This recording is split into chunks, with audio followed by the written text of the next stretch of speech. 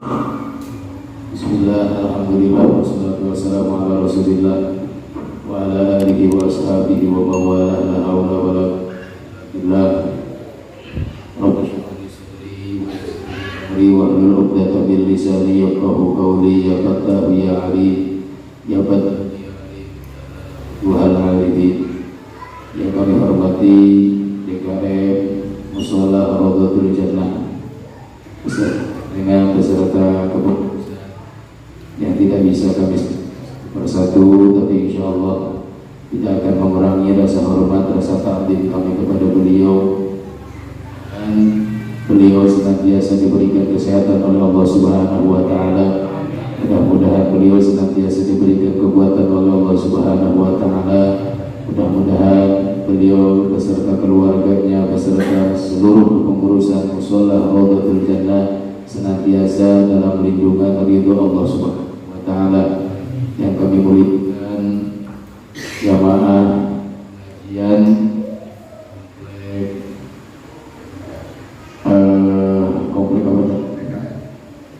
komplek KR Blok O yang kami muliakan dan insya Allah dimuliakan oleh Allah Subhanahu wa Ta'ala.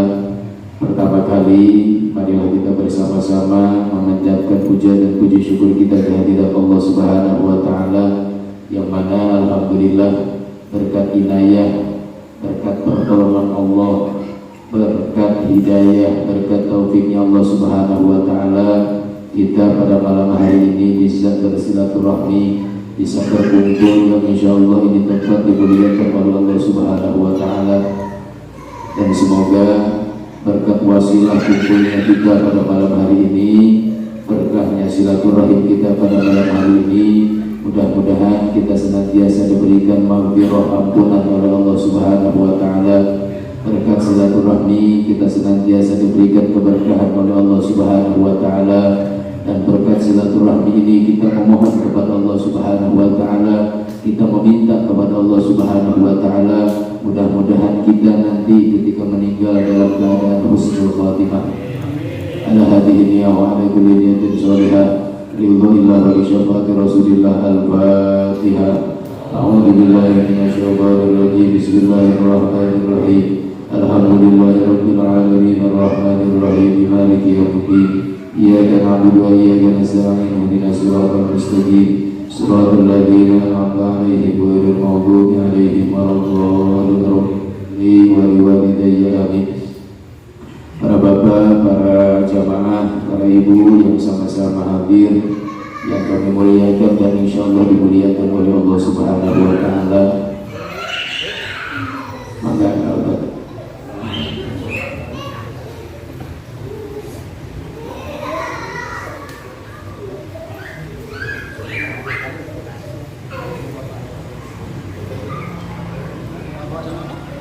Nabi besar Muhammad sallallahu alaihi wasallam bersabda, "Ad-dunya mal'unun wa mal'unatun wa ma fiha illa dzikrullah wa ma walahu wal mu'allim wal muta'allim." Kata Nabi, dunia ini dilaknat oleh Allah Subhanahu wa Ta'ala. Dunia ini, dunia yang kita tempati, dunia yang kita sedang nikmati ini, sebetulnya dunia itu dilaknat oleh Allah Subhanahu wa Ta'ala. Maksud dilaknat apa? Dunia ini tidak akan selamanya. Dunia ini hanya sementara. Dan dunia ini nanti akan datang waktunya dunia ini ditutup oleh Allah Subhanahu wa Ta'ala. Makanya dunia ini dilaknat oleh Allah Subhanahu wa Ta'ala. Kecuali illa dzikrullah, kecuali orang-orang yang mau zikir kepada Allah Subhanahu wa Ta'ala. Jadi sekali lagi, ad-dunya mal'unun wa mal'unatun wa ma fiha. Dunia dan seisinya, dunia dan seisinya ini dilaknat oleh Allah Subhanahu wa Ta'ala.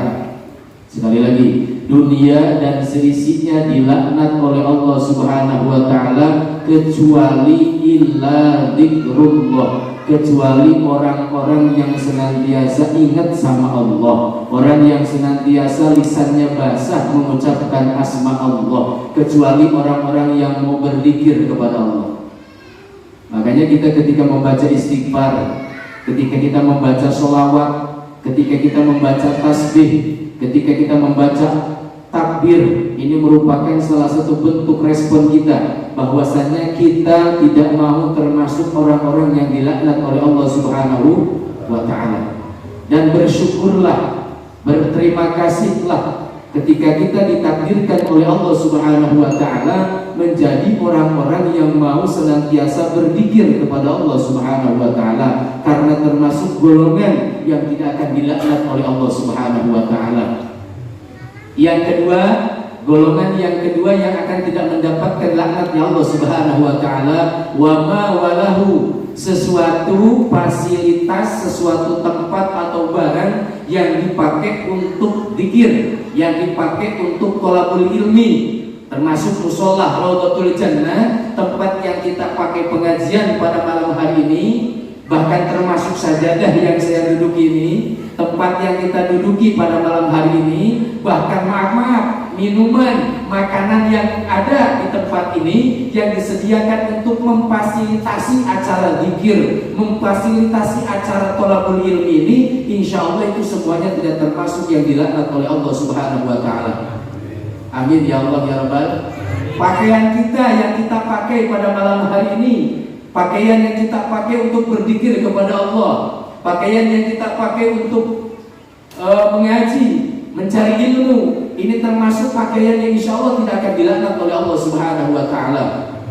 Ini golongan yang kedua, termasuk semuanya ya, materi yang kita keluarkan, makanan yang kita keluarkan, minuman yang kita keluarkan. Yang minuman ini, makanan ini kita peruntukkan untuk acara pada malam hari ini termasuk makanan-makanan minuman yang insya Allah tidak dilaknat oleh Allah Subhanahu wa ta'ala.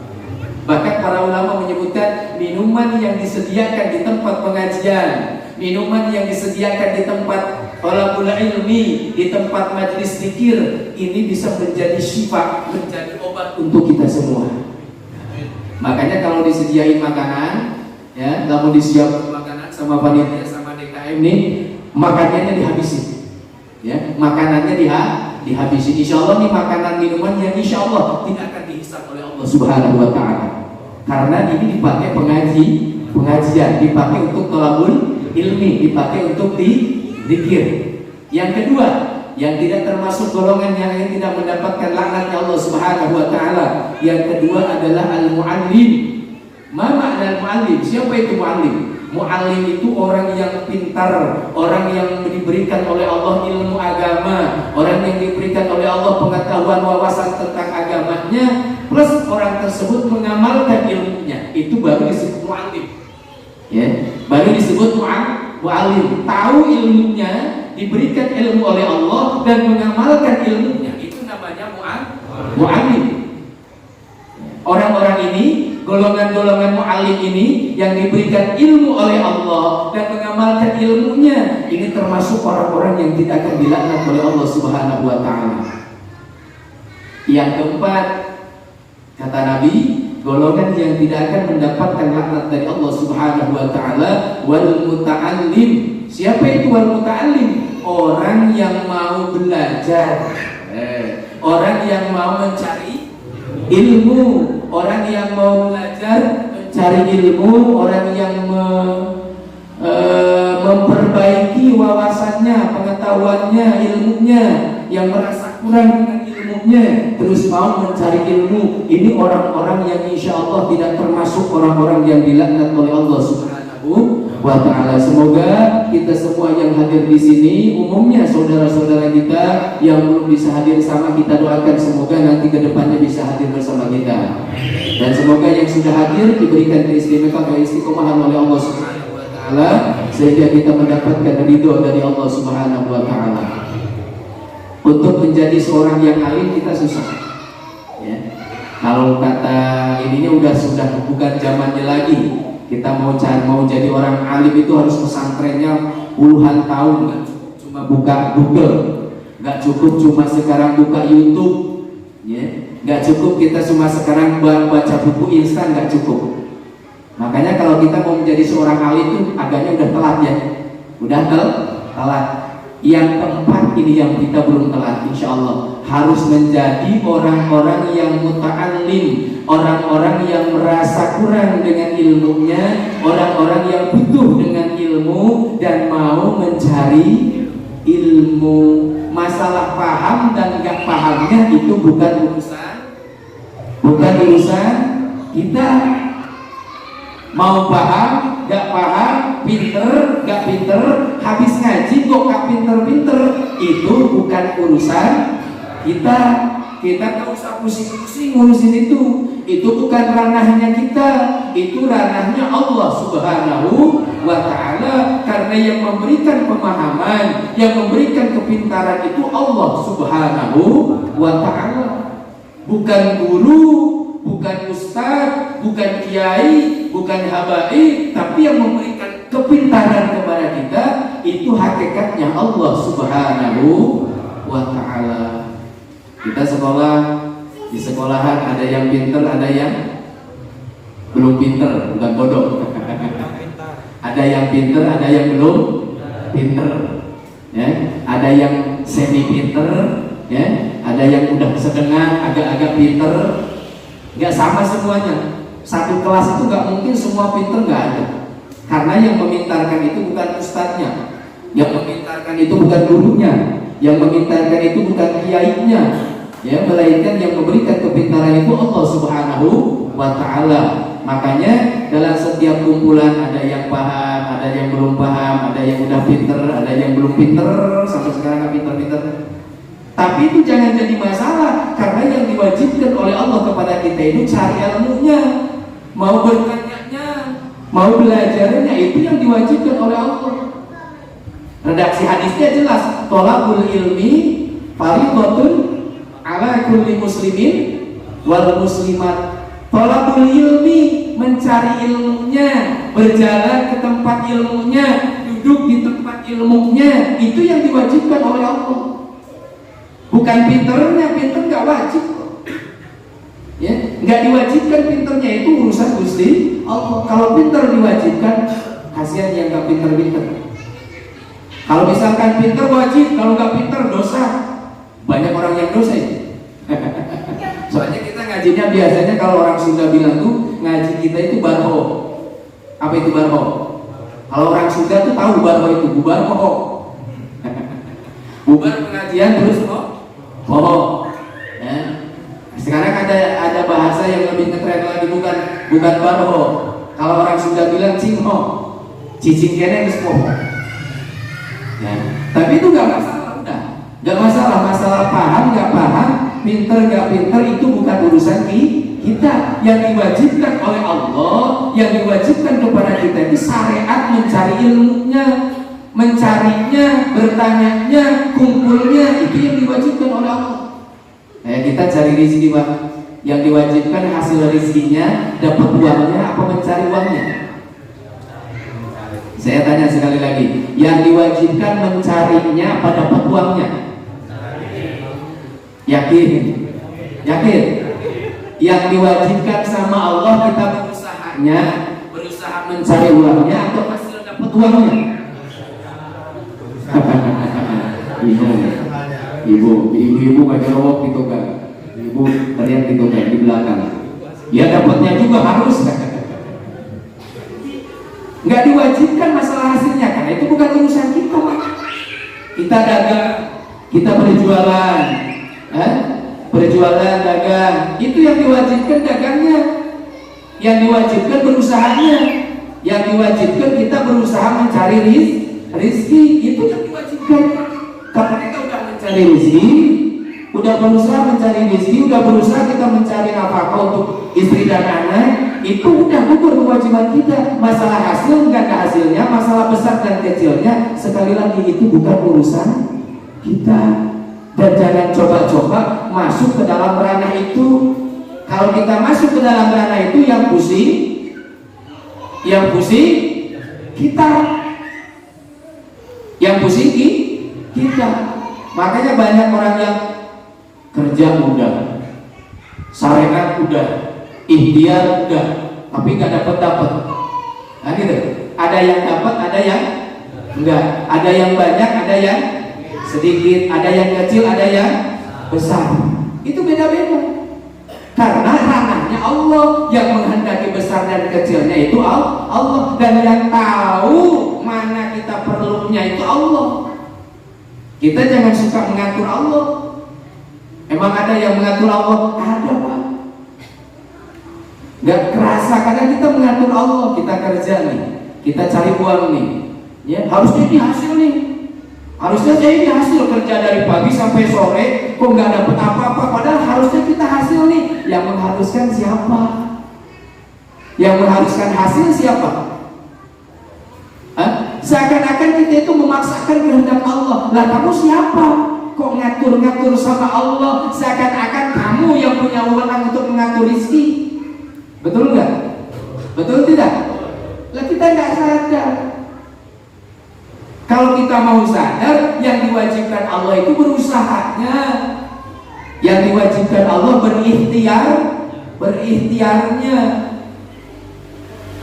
Masalahnya kita hasil dan gak hasil, mau kecil mau besar, sekali lagi itu bukan ranah kita, itu ranahnya Allah Subhanahu wa ta'ala. Dan jangan coba-coba ikut mengatur yang bukan urusan kita. Kalau kita masuk ke ranahnya Allah, yang pusing kita. Tapi kalau udah kita menerima, oh yang diwajibkan sama Allah gitu kita usahanya. Kalau kita udah usaha, mau hasil ke hasil, mau kecil mau besar, kita pasrahin semuanya sama Allah. Termasuk ngaji kita pada malam hari ini. Sekali lagi saya tekankan, yang diwajibkan oleh Allah itu mencari ilmunya. Masalah paham gak paham, pinter gak pinter, sekali lagi itu bukan ranahnya kita. Itu bukan wewenang kita. Karena bukan kita yang memberikan kepintaran, karena bukan kita yang memberikan pemahaman. Kami pun cuma menyampaikan. Ya, jadi supaya jangan sampai gini, udah ngaji gak paham-paham, udah ngaji gak paham-paham, gak ngaji sekalian. Jangan seperti itu. Ya. Jadi kalau bahasanya kita itu kalau udah ngaji kok gak pinter-pinter, gak ngaji kok udah ngaji gak paham-paham, terus kita terus gak ngaji itu apa namanya? Pundung. Kalau orang Sunda bilang itu pundung, ya melehoy. Udah ngaji tapi gak pinter-pinter, sekalian ke ngaji, salah. Itu salah besar. Sekali lagi, yang diwajibkan oleh Allah itu mencarinya. Yang diwajibkan oleh Allah, yang diharuskan oleh Allah itu tolabul ilminya. Untuk masalah pinter tergantung kita. Ya, tergantung kita, bukan tergantung kita. Itu wewenangnya Allah Subhanahu wa ta'ala. Tapi insya Allah ada dua sedikit yang bisa masuk dan kita amalkan. Amin ya Allah ya Rabbal alamin. Sesuai apa yang kami sampaikan dalam pertemuan yang pertama kemarin, malam Kamis kemarin, insya Allah kajian kita pada malam hari ini kita membahas tentang ubudiyah, ya. Kita membahas tentang sholat. Tapi ada beberapa hal sebelum sholat kita apa dulu? Wudhu dulu. Dan kita harus tahu, ya, alat yang dipakai suci, alat yang dipakai kita untuk berwudhu itu air. Di sini dijelaskan ada 3 alat yang bisa dipakai suci. Ya, ada 3 alat yang bisa dipakai bersuci. Ya, bersuci, mensucikan kita untuk melaksanakan ibadah. 1, yang pertama kali air. Yang pertama kali air. Yang kedua tanah atau debu. Tanah atau debu. Yang ketiga, ayo apa? Batu. Batu juga bisa itu. Bisa, tapi nggak bisa dipakai wudhu kalau batu. Artinya sesuatu yang bisa dipakai mensucikan barang. 1 air, yang kedua tanah, yang ketiga bukan. Kalau kita punya kulit tuh, kulit sapi, kulit kambing atau kulit apa, dibersihkannya pakai apa Pak? Supaya jadi suci, supaya bisa dipakai, dibuat jadi beduk, itu disucikannya pakai apa?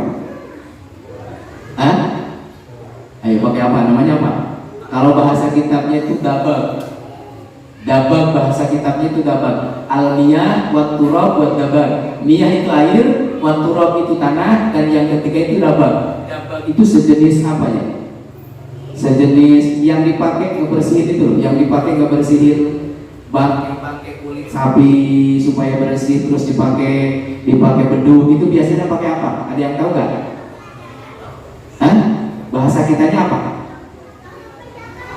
Nggak ada yang tahu. Itu kalau ngebersihin kulit bangkai itu supaya bersih pakai apa?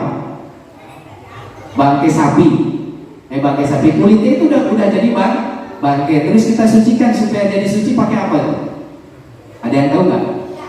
Kalau bahasa kitabnya dabag. Itu sejenis kayak apa? Sejenis kayak bubuk-bubuk apa itu, bubuk-bubuk yang kasar-kasar itu kayak batu, kenteng itu. Itu untuk membersihkan. Nah itu kita bahas air aja dulu. Air yang kita pakai untuk bersuci. Ya. Li anwa'il miyah faqala al-miyah allati yajuzu ay yasihu at-tathhiru biha sa'u miyahi ma'as sama' ay an-nazilu minha. Jadi air yang bisa dipakai bersuci itu ada 7. Ada berapa? Ada 7. Allati yajuzu boleh dipakai bersuci. Tegasnya apa? Air yasihu at-tathhir. Tegasnya bisa sah dipakai bersuci itu air ada 7. Mana air yang 7? Di sini disebutkan wa huwa al-matar. Wa huwa al-matar. Itu apa al-matar? Bukan motor, bukan. Kalau motor itu yang suka kita pakai itu motor. Ini al-matar. Matar itu air hujan. Alladzi ma'u an-nazilu minas sama. Air yang turun dari langit itu disebutnya air hujan. Air hujan itu bisa dipakai bersuci, bisa dipakai wudhu, bisa dipakai apa lagi? Adus bisa. Air hujan. Yang kedua wa ma'ul bahri. Yang kedua jenis air yang boleh dipakai bersuci. Yang kedua yaitu air laut, atau kalau orang Sunda bilang air apa? Orang Sunda bilangnya apa? Cai laut. Kalau orang Jawa cai laut, ya aku cai Pak Ete. Banyu segoro. Banyu segoro. Banyu segoro. Nah itu air bisa dipakai bersuci. Nah nggak apa-apa, bahasanya terserah. Mau pakai cai laut, pakai banyu segoro, ya suka pakai. Ya, intinya air hujan itu bisa dipakai bersuci. 2. Yang ketiga wa ma'un nahri. Wa ma'un nahri yang ketiga air apa? Air tawar atau air bengawan. Kalau bahasa Sundanya bengawan itu apa? Sungai mau bahasa Indonesia. Bahasa Sundanya apa? Susukan mah tuletik teuing. Walungan yang besar tuh walungan. Apa makna walungan? Apa itu walungan? Jadi kayak susukan tapi yang besar. Itu airnya ngalir, bisa dipakai wudhu. Bisa dipakai wudhu. Biarpun dalam air mengalir itu ada kotoran lewat, kita wudhu. Pas kotoran lewat, kita lewat dulu. Udah kotorannya lewat, kita wudhu lagi, gak masalah. Itu bisa dipakai bersuci. Ya, air sungai. Jadi air sungai, air tawar gitu kan. Kalau yang tadi air laut kan air milhi. Air milhi itu air asin. Ya, air yang asin. Air laut asin. Padahal ikannya asin nggak, Pak? Hah? Ikannya asin nggak? Padahal airnya asin. Kenapa ikannya nggak asin? Kamu nggak tahu. Padahal airnya asin. Kenapa ikannya nggak asin?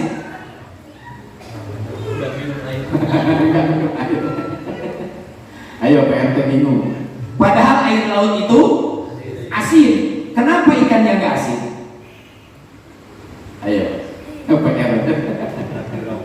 Itu ada isyarah, Pak. Kalau kita mau tafakur, sekali-kali jalan-jalan ke laut, tafakur. Ini laut besar banget, airnya asin, gak ada yang ngasih garam. Ada gak yang ngasih garam air laut supaya asin? Pernah lihat gak orang ngasih garam ke air laut supaya airnya asin? Ada nggak? Nggak ada. Asin dengan sendirinya. Yang memberikan rasa asin itu Gusti Allah. Kenapa ikannya nggak asin padahal airnya asin? Lah kita, tempat kita di dunia yang tadi disebutkan, dunia itu mal'unun wa ma fiha. Dunia itu dilaknat oleh Allah beserta isinya, dilaknat oleh Allah. Tapi kita yang diam di dunia ini jangan sampai termasuk orang-orang yang dilaknat oleh Allah. Biarpun airnya asin, tapi ikannya jangan sampai asin. Kita jangan ikut-ikut dilaknat oleh Allah. Kita harus belajar kepada ikan yang ada di laut. Biarpun lingkungannya asin, tapi ikannya gak asin. Ya, biarpun airnya asin, lingkungannya gak bener, tapi kita jangan ikut-ikut gak bener. Itulah kalau kita mau tafakur itu bisa aja Pak. Nah kita Pak main ke laut, Pak RT main ke laut cuma main doang, gak mau tafakur. Kalau kita mau tafakur itu banyak yang bisa kita tafakuri.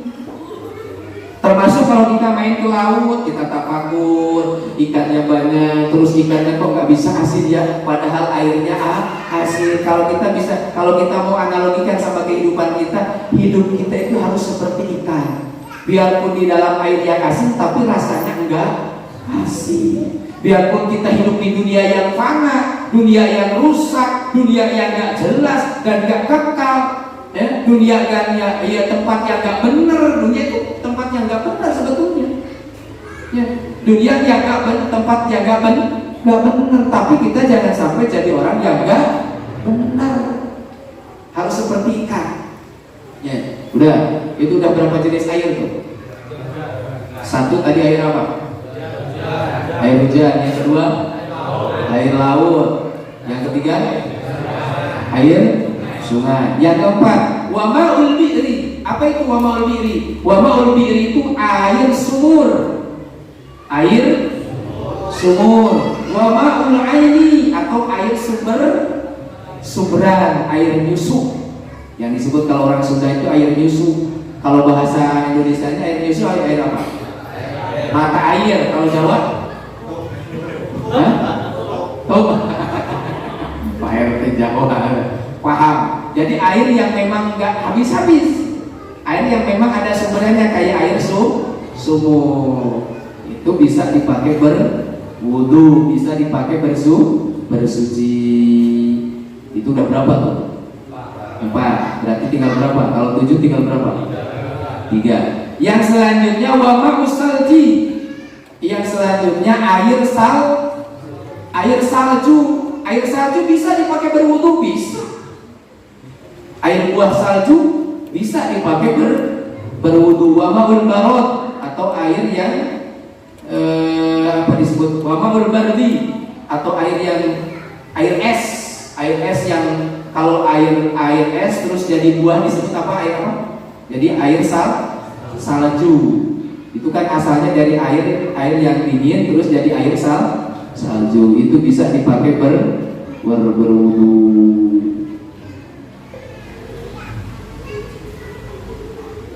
Udah paham itu Pak? Semuanya ada 7. Jadi termasuk tadi air sumur, air sumberan, terus air salju, terus air es. Nah, udah berapa? Udah 7 belum? 1. Air apa tadi? Air hujan. Terus yang kedua air laut. Yang ketiga air sungai. Yang ketiga air sumur. Yang kelima air salju. Yang keenam air es atau air ibun. Ada air ibun, ada air embun. Itu bisa dipakai wudu. Kalau memang banyak cukup dipakai wudu bisa. Ya, bisa dipakai berwudu. Itu 7 macam air yang boleh dan insya Allah sah dipakai berwudu atau dipakai bersuci. Kalau kita udah tahu, jadi kita nggak melulu sama air sumur. Kalau adanya air sungai, ya udah air sungai. Atau air sungai pun bisa dipakai berwudu. Air laut bisa dipakai berwudu. Nggak enak asin, nggak masalah enak nggak enak. Kalau masalah sah dan nggak sahnya, itu tetap air laut itu bisa dipakai berwudu. Paham ya Pak ya? Sampai di situ paham? Nah, Nah, kita lanjutkan. Summal miyahu tanqasimu ala arba'ati aqsami. Air yang 7 tadi ini diklasifikasi lagi, dibagi lagi. Air yang 7 tadi dibagi lagi menjadi 4 bagian. Ala arba'ati aqsamin, dibagi menjadi 4 bagian. Air tadi kan 7 jenis, yang tadi air 7 jenis air. Sekarang diklasifikasi lagi menjadi 4 bagian. Yang pertama, ahaduha tahirun fi nafsih. Tahirun fi nafsih. Yang pertama ada air yang disebut air tahir mutahhir. Air tahir mutahhir. Kalau bahasa kitanya air suci dan bisa mensucikan. Satu. Bagian yang pertama air tahir mutahhir, air yang suci dan mensucikan. Karena ada air yang tahir ghair mutahhir. Nanti yang kedua, ada air tahir mutahhir, ada air yang suci dan bisa mensucikan, ada yang suci tapi nggak bisa mensucikan. Mana air yang tahir mutahhir, air yang suci dan mensucikan? Air yang tidak air yang tidak kejatuhan najis. Ya, air sumur, air apa? Air tadi yang disebut 7 tadi itu yang tidak kejatuhan najis dan lebih dari 2 bulan. Ya, lebih dari 2 bulan dan tidak kejatuhan najis. Air sedikit pun bisa jadi tahir mutahhir kalau tidak kejatuhan najis.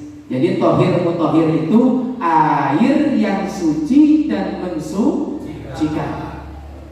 Karena ada air yang tahir tapi tidak mutahhir, ada air suci tapi tidak mensucikan. Contoh, air kopi. Air kopi suci nggak? Air kopi suci nggak? Susu, patah, bisa nggak dipakai wudhu tuh kopi? Air kopi bisa nggak? Bilang tuh wudhu pakai air kopi. Ya, Pak RT wudhu pakai air susu, buaya kan? Buaya wudhu pakai air susu. Sultan. Bukan masalah sultan, wudhunya nggak sah. Wudhunya nggak sah, bukan masalah sultanan. Bukan masalah gaya-gayaan Pak RT. Ini masalahnya sah apa nggak sah. Jadi yang sah itu air suci dan mensucikan. Kalau air suci nggak mensucikan, itu tadi contohnya air susu, air kopi, air teh, kan gitu ya. Air susu, air kopi, air teh itu karena memang diberikan teh ya, yang tadinya air putih biasa terus dikasih teh dan berubah warnanya kan. Berubah warnanya, seketika berubah warnanya karena dikasih teh itu, maka jadi air suci tapi tidak mensucikan. Paham ya Pak ya? Paham? Jadi ada air tahir mutahhir, ada air tahir ghair mutahhir. Kalau air tahir mutahhir apa? Suci dan mensucikan. Kalau air tahir ghair mutahhir, air suci tapi tidak mensucikan. Ada lagi air mutanajis. Yang kedua, air mutanajis. Air apa itu? Air yang kejatuhan najis kurang 2 bulan. Misalkan contoh, ada air 1 ember. 1 ember ada 2 bulan nggak? Nggak, cuma 1 ember. Berarti ini kategorinya ma'udunal kullataini kalau kata bahasa Pak RT. Kalau bahasa Pak RT, ma'udunal kullataini, 1 ember, air yang kurang dari 2 bulan. Ma'udunal kullataini, air yang kurang dari 2 bulan. Terus kejatuhan najis. kejatuhan kotoran ayam seperti perut kajat kapuragan teh kotok seperti perut asuk karena air anu aya dina ember itu air suci apa jadi najis? Jadi najis, maka disebutlah air mutanajis.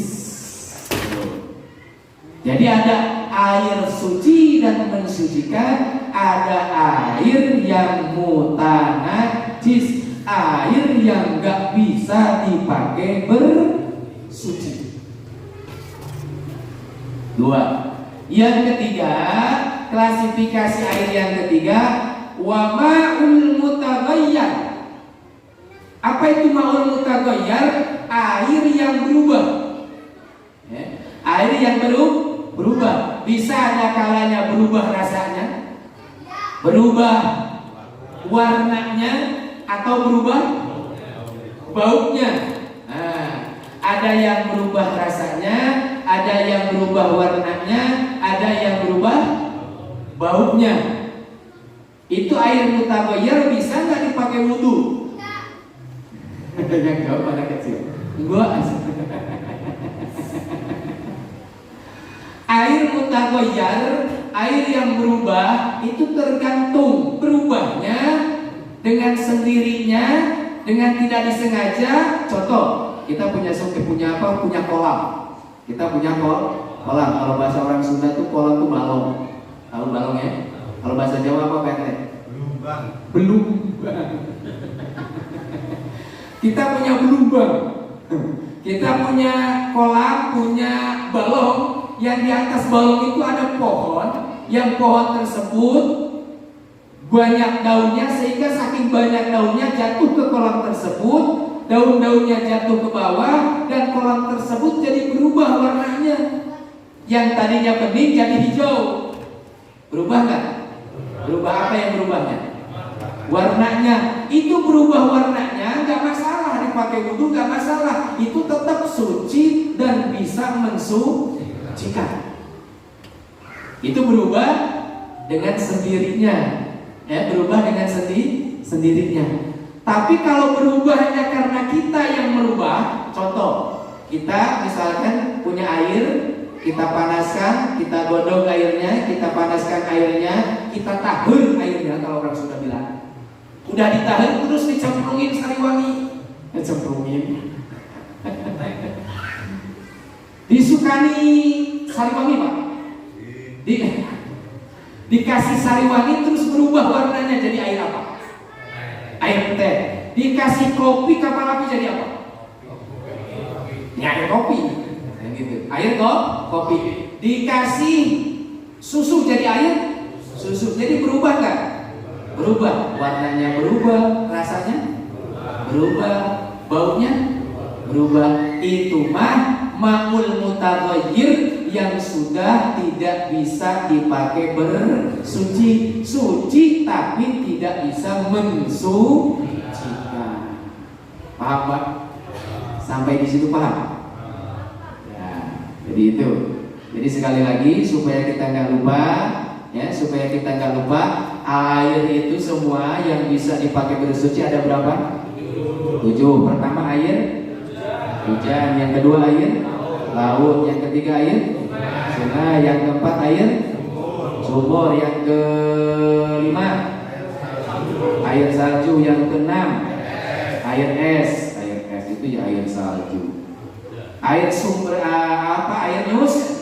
Terus tadi yang keenam air yang ketujuh air embun. Udah pas jadi 7. Itu macam-macam air yang bisa dipakai bersuci. Dan diklasifikasi lagi, air itu dibagi jadi 4 atau 3? 4. Pertama jadi air suci dan mensucikan. Terus ada air yang suci tidak mensucikan. Terus ada air yang